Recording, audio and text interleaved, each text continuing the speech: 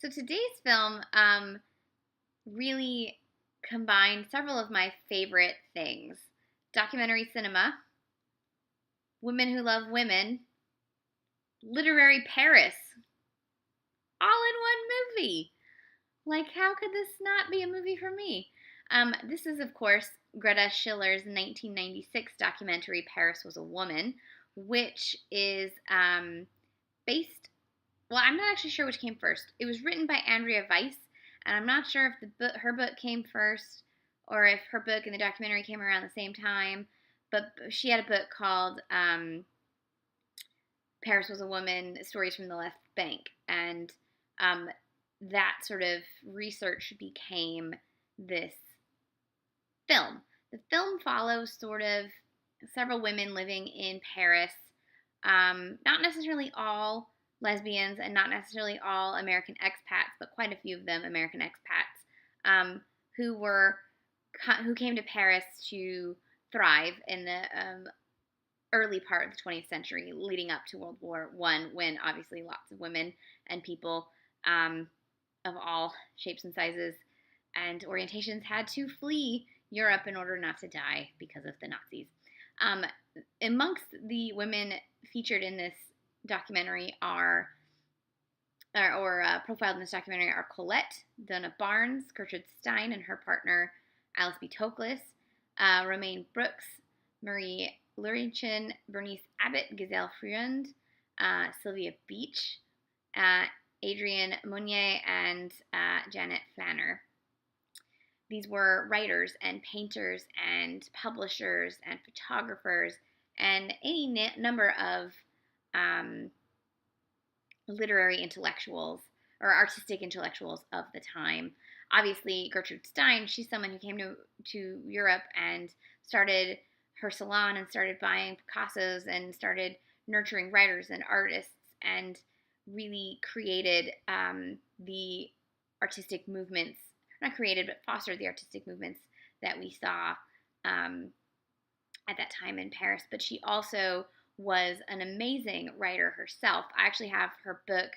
I think it's called The World Is Round. It was a children's book, but it is intense. It is an intense book.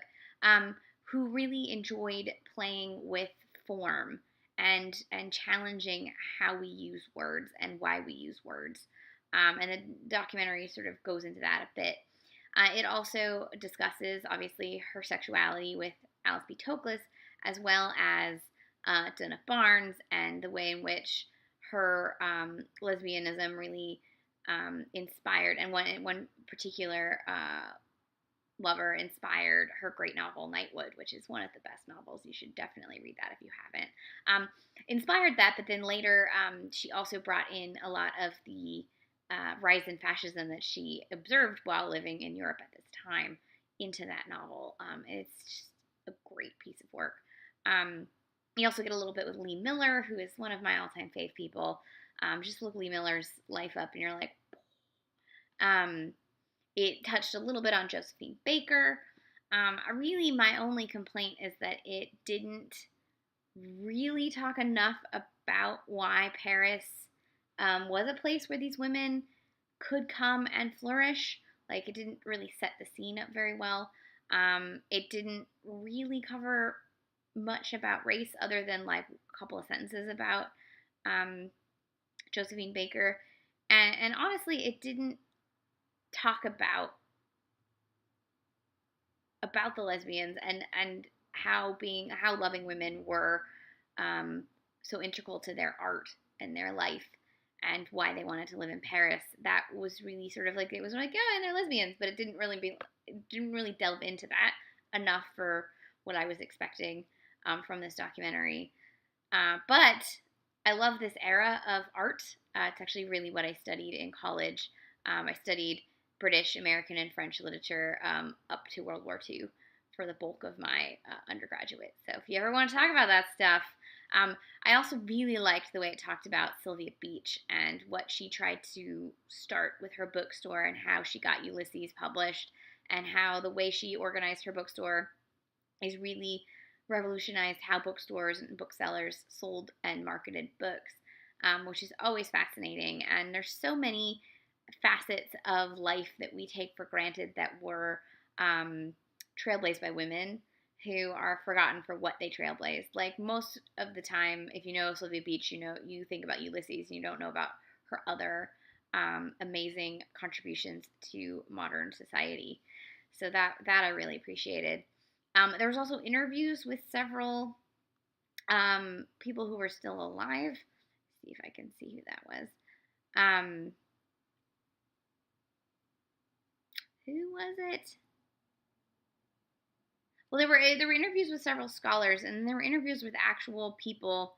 I'm not finding the names. Who lived and worked and breathed and loved with these women. One of them was Giselle Friund, who famously took a whole bunch of color photographs of a lot of the artists at this time. And she was still alive when this documentary was made, so she was one of the writers, one of the ones they talked to, and as well as Janet Flanner, I think were the two. And there were some really great Stein scholars and other scholars of this time who spoke and talked and sort of did their best to sort of insert a bit of scope into what this world was, and how all of these women worked together. And not all of them worked together, but a lot of them worked together and knew each other, and it was a scene, obviously. So for the most part, I thought it was a really good survey of this rife, amazing, artistic group of women, and what it was like for them in Paris as they were creating this work.